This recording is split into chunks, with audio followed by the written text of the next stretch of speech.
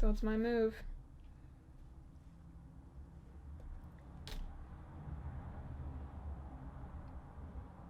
Welcome to the shed. Alright, so The Queen's Gambit, written and directed by Scott Frank, based on a book by Walter Tevis. Cinematographer, Stephen Meisler, starring Anya Taylor-Joy. Thomas Brody, Benny Watts. Marielle Heller plays Alma Wheatley, who is my favorite character in the series. Jacob Fortune Lloyd plays Towns, who reminds me so much of Oscar Isaac. I just have to say that right now. I can't even. Oh, you're right. I can't let it go. The story centers around Elizabeth, who's called Beth, whose mother dies, and she is taken to an orphanage where she discovers chess. She learns about chess from Janitor Man in basement. We have another Janitor Man. Reoccurring from true. I'm thinking of ending things. Yeah. Maybe it's the same character. Yeah. Janitor Man. Like these female leads with Janitor Man. What's that game called? It's called chess. Will you teach me? In the process of her learning of how the game works, she's also doping up on these hallucinogens that tranquilizers. Tranquilizers. Yeah, tranquilizers. Green's to even your disposition. Orange and browns for building a strong body.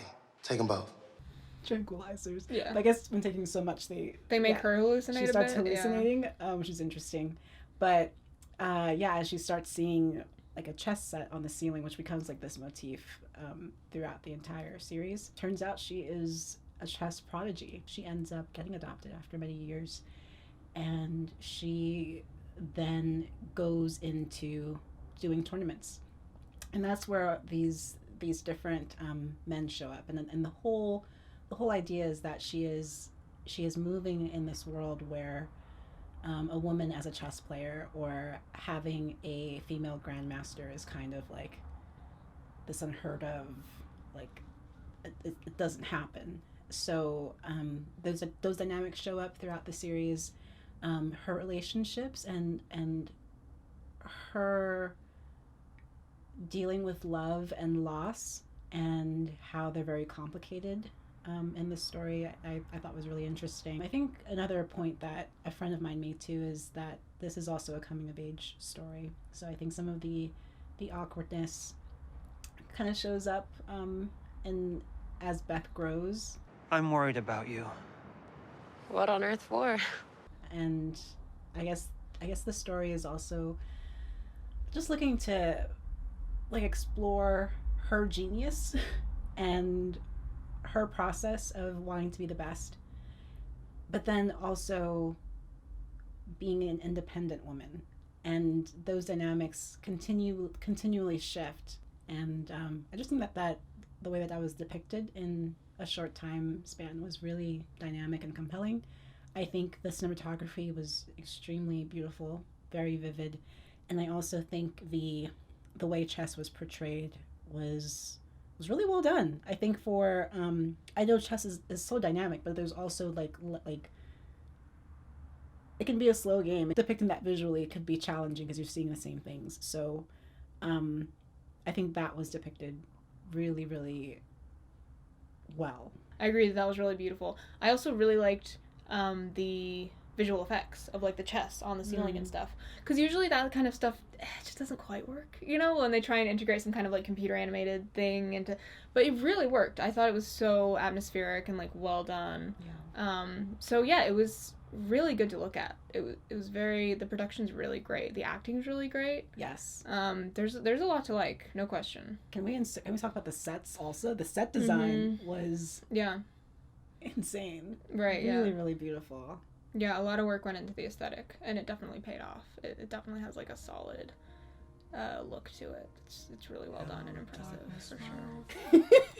So, okay.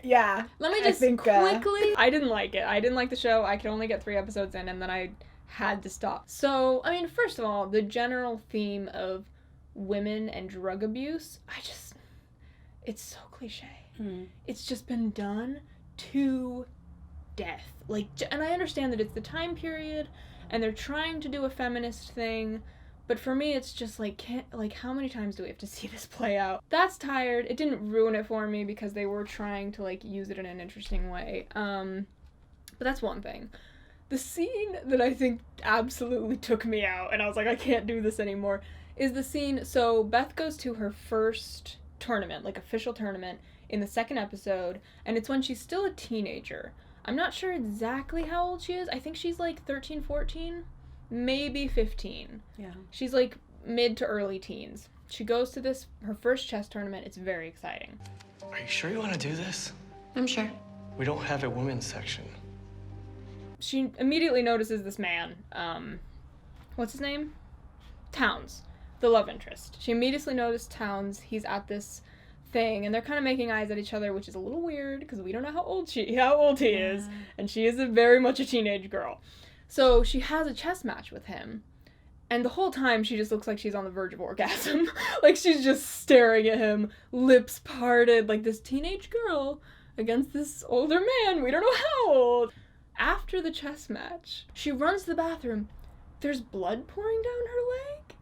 She's so attracted to this man of an ambiguous age that she gets her first period. I can't even tell you how gutturally disgusted I was by that. I was like, yeah. And I didn't even know who had written directed it yet. So I was like, okay, maybe this was a woman's actual experience. Like, I was just like, you know what? I'm going to keep an open mind. I see the credits. I look up the guy. It's a 60-year-old man. Also written originally the book by a man. And I was just... And by the way, this sounds very gendered, but, like, my all-time favorite filmmaker is Hayao Miyazaki. And he pretty much exclusively makes films about coming-of-age narratives for women. And it's amazing. It's mind-blowing every time. He does such a good job.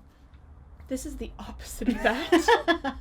Women, a teenage girl so aroused upon seeing an attractive man that she gets her first period, like, and I know the show isn't literally suggesting that her first period was brought on by this experience. Like, it's a coincidence. But the underlying message is disgusting. Yeah. And then I was like, all right, I'm going to put that behind me. I'm going to move on. And then the very next episode, she sees him again, and he's like, you've grown up and become so beautiful. And it's like taking pictures of her alone in this hotel room, totally coming on, and I have to stop. I have to stop. Wow. Thanks. Well, and there's a similar scene in Mad Men. Don Draper's daughter gets her first period when she's on a date with a guy who she's like not even really that into. And it's sort of like, it's annoying in that too, because it's like, again, there's no like connection there, but it's much better done in that it's more just a symbol of like, she's growing up. Right. You know, she's going on dates, like, she, you know, it's more just like Sally, I think her name's Sally. Sally Draper is growing up, and like Dawn is like not around for it. That's like the message there. This is straight up like, this woman is having like a sexual awakening. And the other thing is like, Sally is on a date with a boy her age. How old is he? Right. How old is Towns? We don't know. How old are you? Never mind. Don't answer that. It'll just depress me. Hello, darkness. There is a lot of playing around with her sexuality and the way that she perceives herself and how she presents herself to men, specifically her opponents. But I think overall it kind of just takes care of itself over time. So the period moment did take me out for a minute. I don't know. I think after that, it wasn't like the core part of the story, and I think I don't know. I was able to kind of, I don't know. I didn't think about it so much, but I think when you brought it up again, that did come back for me. Maybe I just tossed it aside because I was like, all right, that has to go in the vault because otherwise I won't be able to finish watching this. I also totally think that it's not like that scene existing makes this like a horrible show. Right. It means that no one can enjoy it. As we continue making the Shed videos, you will probably notice that I am very upset by that kind of thing in particular. So for me, it was just like, I must stop. So yeah, there were definitely elements that I enjoyed. I've heard that at the end, part of her arc is that she has to like stop doing the drugs in order to win, right? Yeah. Okay, because I was a little frustrated with the like, women can be good at chess as long as they're on They're drugs. You know? codependent, It yeah. kind of reminded me of the new Mulan remake where it's like women can be in the military as long as they literally have superpowers. And it's like, okay, is this feminism? I'm not so sure. So I'm glad to hear that like part of her arc is moving away from drugs. Yeah, drugs and drinking. I think she sets all that aside, and yeah, and I think that's really cool too because it's the themes that kind of show up are I think codependency on many levels because even with the adopted mom, and she's also depressed and like using this medication, the tranquilizers, for her own mental health. I don't know, it's interwoven really cleverly. I don't feel like it's hit over the, like, you're not hit over the head with it. Even the janitor and that relationship and that dependency on the janitor in order to be able to play chess, but then also reliance on the tranquilizers to even see the game. And then even money and having access to a board, and how she didn't have access for some time after leaving the orphanage. And then kind of coming to a place where, like, it's because even her getting to like that, getting to Russia, she still needed that financial support, and kind of like who ends up being there to support her and who doesn't is also interesting. I asked for a pleasant room, and I believe they gave me one. Even for a chess game, this is a bit slow, I must say. We certainly didn't learn anything about chess while we were.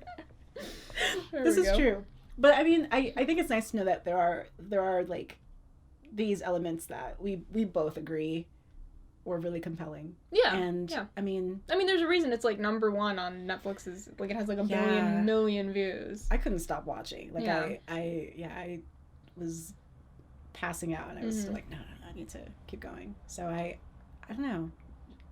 Yeah, visuals, story, and I think the time taken to develop Beth's character arc, I think was really well done. I felt like I was reading a book but watching it. And I know it seems weird to say, but I feel like there are not many shows or movies that feel like you're literally like turning pages of a book. I agree. This definitely felt novel-esque. Yeah.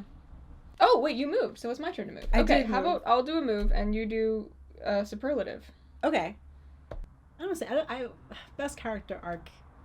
Well done coming of age. Well done coming of age, all the way into adulthood. Yeah, kind of an interesting metaphor stakes-wise for coming of age, right? Becoming the grandmaster of chess. Yeah. Coming of grandmaster. Show that made me most appreciate other shows that I like.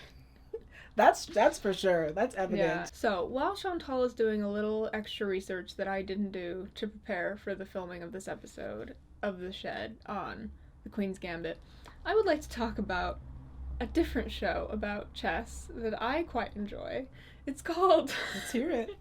It's called March Comes In Like a Lion. Now, you may be wondering, Chantal, is that an anime? Yes, it is. I did March wonder. Comes In Like a Lion is an anime. And it's not technically about chess, it's about a game called shogi, which is like basically a Japanese version of chess. They're very similar games, but there are some differences. It's a wonderful, wonderful anime. It's in my top 10 shows of all time that I've ever seen. I love it. It's on Netflix. It's incredible. It's atmospheric. It's about like the actual world of chess versus just like one person in the chess world. It's very much about how people end up in this world of professional chess playing, and like the psychology behind that and why they're all there. All of the opponents are super interesting. All the side characters are richly developed. Ray, the main character himself, is amazing. He's just like the best person alive. So March Comes In Like a Lion, excellent, excellent show about chess if you're looking for a follow-up. I'm just saying, it's really good. Do you want to give one last superlative? Yes, Alma Wheatley. Just really interesting mom. She was such a I think probably one of the most compelling housewives I've seen on TV. Yeah. Yeah, and you think you know exactly where her character... Like, I thought she was going to become an abusive, like the abusive parents who take all their starved child's money. But she doesn't. And, like, that was very refreshing. Yeah. She's definitely a companion, and she ends up, like, being mom-esque of wanting to be invested in how the games work, and not just being like, I just want your money. She's really invested as, like, a manager type and a friend. She shows the assurance of a player twice her age. That's national recognition, dear. Really, really great performance. Did that really, like... Checkmate! Is that a... Queen's Gambit! Is that true? Queen's Gambit. Gotcha! Queen's Gambit slash. Queen's Gambit slash!